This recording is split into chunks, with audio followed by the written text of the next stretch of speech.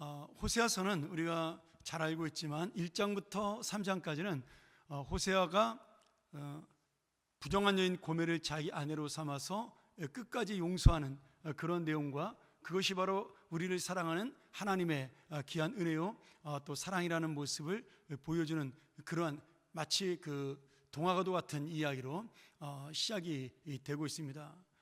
그리고 4장서부터는 그런 호세아와 고멜의 사랑 이야기를 이제 넘어서 하나님과 이스라엘이 바로 그러한 사랑의 관계에 있다라는 그런 말씀으로 4장부터 마지막 장까지 11장까지죠 9개의 설교로 짤막한 9개의 설교로 구성이 되어 있습니다.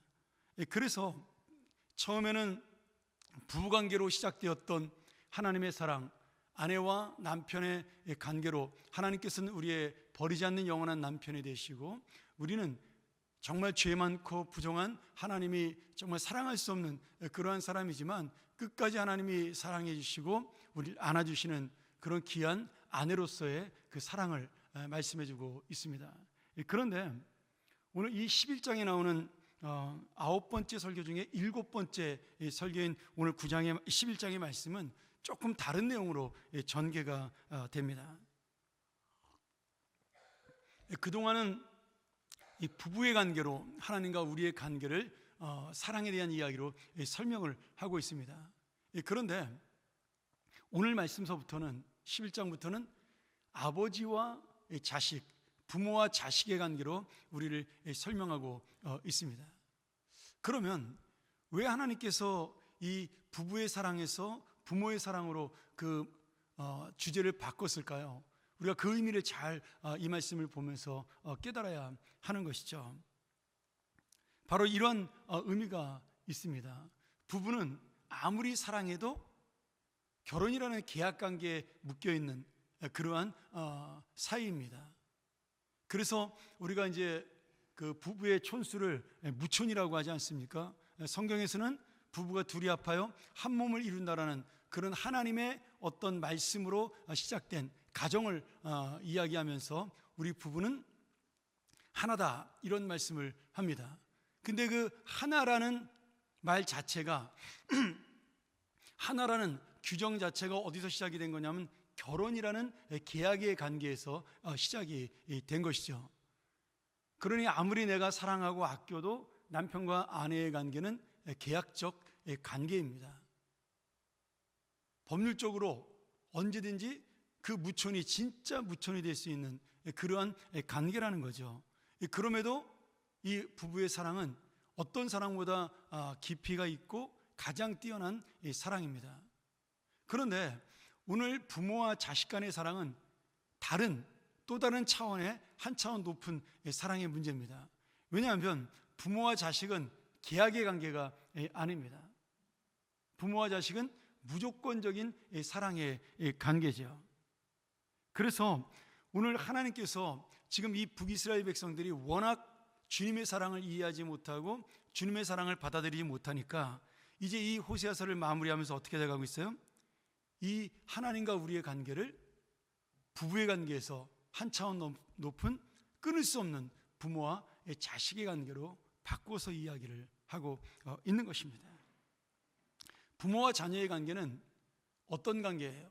아내와 남편은 사실은 주고받는 사랑입니다. 제가 이제 지난달에도 계속 결혼 예비 학교를 하고 이번 주일서부터 또 우리 결혼하는 형제자매에 대한 결혼 예비 학교를 하는데 결혼 예비 학교에서 가장 중요한 문제는 이 사랑이 아닙니다. 여러분 오해하시면 안 돼요. 결혼은 결코 사랑으로 이루어지는 것이 아닙니다. 사랑은 금방 식습니다. 여기에 계신 분들 다 우리 청년들을 제외하고는 결혼 생활을 저도 이제 30년이 넘었지만 다 몇십 년 이상 하신 분들이지 않습니까? 사랑 그 불같은 사랑이 얼마나 가나요? 지금도 아내의 손을 만지면 전기가 통하고 그런다면 제가 그분들은 정말 대단한 부부다 이렇게 말할 수 있겠지만 사실 그런 부부를 만나는 것은 정말 어려운 것이죠. 그렇기 때문에 부부는 사랑으로 결혼하는 것처럼 보이지만 실제로 성경에서는 그 사랑보다 더 깊은 이해의 관계로 만난다라고 말씀을 합니다. 여러분, 사랑해서 결혼하면 반드시 깨어집니다. 그런데 사랑해서 결혼해서 그 사랑을 넘어 그 사람을 이해하고 그 사람의 삶을 내가 받아들일 수 있을 때 그 결혼의 관계는 부족해도, 맞지 않아도 계속해서 지속해 나갈 수가 있는 것이죠. 그렇기 때문에 예전에 우리 부모님들 세대, 또 우리 할아버지 할머니 세대는 사랑 없이 다 부모님이 정해준 짝으로 얼굴도 안 보고 결혼했어도 이혼하는 사람이 거의 없는 겁니다. 한번 잘 생각해 보셔요. 예전에는 한 50년 전만 하더라도 이혼이란 단어 자체가 우리 사회에서는 금기시되는 언어였습니다. 그리고 이혼을 하게 되면 그 사람 무슨 죄를 지은 것처럼 정말 살았던 그런 시대가 있었어요. 그건 뭐냐 하면 부모님이 맺어진 사람이라 할지라도 내가 그 사람과 함께 살면서 그 사람을 이해하고 받아들이는 마음으로 살았기 때문에 그런 것입니다. 뭐 그것이 꼭 옳다라고 저는 생각하지는 않지만, 그러나 그 부분은 우리가 분명히 배워야 한다라는 거죠. 그런데 지금은 사랑으로 항상 결혼을 합니다. 근데 그 사랑 속에 뭐가 없어요? 서로 상대방에 대한 배려와 이해가 부족한 것입니다. 그러니까 사랑이 식으면 그 모든 것이 끝나버리게 되는 것이죠. 그렇기 때문에 아무리 부부의 사랑이 뜨거워도 무조건적으로 사랑할 수밖에 없는 부모의 사랑을 절대로 넘어설 수가 없습니다. 뭐 우리 남자분들 아시지 않습니까? 아내가 아이를 낳고 나면 그 아이에게 사랑을 빼앗겨서 좀 약간은 그 좀 서운하고 아쉽고 뭐 이런 감정들을, 아이를 낳으면 너무 기쁘고 좋고 즐겁지만 그런 감정도 사실은 남자들에게 좀 있는 거 아니겠습니까? 그런 것처럼 부모와 자식이라는 것은 절대로 끊을 수 없는 일방적인 사랑의 관계죠. 그것도 어떤 일방적인 사랑이에요? 무조건적으로 부모가 자식에게 베푸는 사랑이라는 거예요. 그래서 오늘 하나님께서는 이 부부의 관계를 넘어서 부모와 자식의 관계로 지금 하나님과 북이스라엘의 관계를 다시 설정하며 너희가 내 마음과 내 사랑을 받아달라고, 이해해달라고 그렇게 말씀하고 있는 겁니다. 그러면서 옛날 저 역사를 하나님께서는 지금 불러오시고 있는 거죠. 내가 내 사랑하는 아들 이스라엘을 애굽의 노예에서 불러내었다. 그런데 그들은 시간이 지날수록 나의 말을 거역하고 내가 아버지인데, 내가 어머니인데 그들은 엉뚱하게도 바알에게 아버지라 부르고 아세라에게 어머니라고 부른다. 하나님이 그렇게 호소하며 지금 탄식하고 있는 겁니다. 내가 너희들을 팔로 안고 그렇게 사랑한다라고, 그리고 너희들이 아프고 힘들 때 내가 너희들을 고쳐주고 회복시켜 주었지만, 사랑의 줄로 너희들을 끝까지 묶고 갔지만 너희들은 그것을 멍해로 여기고 나를 떠나려고 했고, 그리고 나를 버리려고 했더라고. 애굽 땅으로 그렇게 돌아가기를 애썼고 결국 그 애굽 땅으로 되돌아가지 못하니까 이제는 아수르를 너희의 새로운 주인으로 섬기려고 한다. 이것이 오늘 우리가 읽었던 1절부터 5절까지의 내용이에요. 오늘 주님께서는 이스라엘을 그 애굽 땅에서 불러낼 때 내 아들이다 이렇게 호칭하면서 지금 부모와 자식의 사랑을 말씀하고 있는 것입니다. 여기 아들로 어렸을 때라고 번역된, 아들과 어렸을 때로 번역된 히브리어가 나르라는 단어를 쓰고 있습니다. 이 나르는 아주 갓난아기는 아니에요. 그러나 유아기, 조금 자란 아장아장 걷는 아기나 이 소년기의 아이로 우리가 번역할 수가 있습니다. 근데 그런 아이는 어떤 아이를 말하는 거예요? 부모의 도움이 절대적으로 필요하고 부모를 의지하지 않으면 살 수 없는 그 자녀의 나이를 여기 성경에서 아이라고 부르고 있는 것이죠. 그런데 부모님의 도움, 하나님의 도움이 필요한 이 아이와 같은 북이스라엘은 자꾸 다른 아버지를 찾아 간다는 거예요. 다른 아버지가 겉으로 볼 때 화려해 보이고 겉으로 볼 때 더 부자로 보이고 겉으로 볼 때 더 좋아 보여서 우리 진짜 아버지인 하나님을 버리고 그 아버지를 따라 간다라는 거죠. 그런데 그 가짜 아버지, 헛된 아버지는 절대로 우리에게 이 좋은 것을 줄 수 없는 분이라고, 하나님께서는 나에게 다시 돌아오라고, 이 사랑을 줄 수 있는 아버지는 나밖에 없다라고 계속해서 지금 북이스라엘을 하나님께서는 권고하고 있는 것이죠. 이 호세아서가 기록된 당시는 제가 지난번에도 한번 얘기했지만 여로보암 2세의 시대로 가장 잘 살던 시대였어요. 그러니 이스라엘 사람들과 이 여로보암 2세는 내가 잘나고 내가 우상을 잘 섬겨서 복을 받아 이렇게 잘 산다라고 생각을 한 겁니다. 그런데 이미 이 전 세계의 정세가 어디로 기울어져 가고 있었냐면 아수르라는 나라로 점점 기울어져 가고 있었어요. 그러니까 지금 이 북이스라엘은 언제든지 망할 수 있는, 심판받을 수 있는 그런 위치에서 애굽을 기대고 애굽에 의지하면서 아수르를 대항하게 된 것이죠. 겉으로는 나라가 부강하고 평안해 보였지만 그 안으로는 지금 애굽의 손을 붙잡아야 되냐, 아수르의 손을 붙잡아야 되냐는 어떤 갈림길에서 정말 외교적인 줄다리기를 할 수밖에 없는 그런 위기의 상황들이 계속 지속되는 그러한 모습이었습니다. 마치 지금 우리나라와 같은 모습이죠. 우리가 지금 미국과 중국 사이에서 얼마나 힘든 그런 줄다리기를 해야만 합니까? 내년에 정말 우리나라는 힘든 시간을 보내게 될 것입니다. 그런데 그때 이 여로보암은 끝까지 우상을 의지하게 된 것입니다. 그리고 하나님을 버리고 만 것이죠. 이 11장이 끝나고 난 다음에 12장에 가면 야곱의 이야기가 시작이 됩니다. 왜 야곱으로 이야기를 시작하겠어요? 야곱은 인간적인 이 머리를 썼던 이 사람이에요. 자기는 지혜라고 생각을 하고 자기는 그것을 좋은 꾀라고 생각을 했지만 사실은 하나님이 보실 때 그것은 인간적인 계략에 불과했던 그러한 일들이었죠. 성공하는 것처럼 보이고 그리고 부자가 되는 것처럼 보였지만 야곱은 어떤 가정이었어요? 행복이 없는 가정이었습니다. 아내에 있어 질투하고 서로가 서로를 견제하며 자매가 자매를 경원시했던 그런 가정이었어요. 자식이 12이나 되었지만 그 12은 자기가 사랑했던 라헬의 아들 요셉을 미워하고 시기하면서 누가 더 하나님의 그 아버지의 사랑을 받을 것이냐, 그런 것으로 이 가정은 정말 겉으로 볼 때는 돈도 많고 부자였고 좋은 가정으로 보였지만 우리가 흔히 말하는 그 콩가루 집안 같은 그런 가정의 모습을 가지고 있었습니다. 결국 야곱이 결정한 게 뭐예요? 하나님께로 돌아가자 했어요.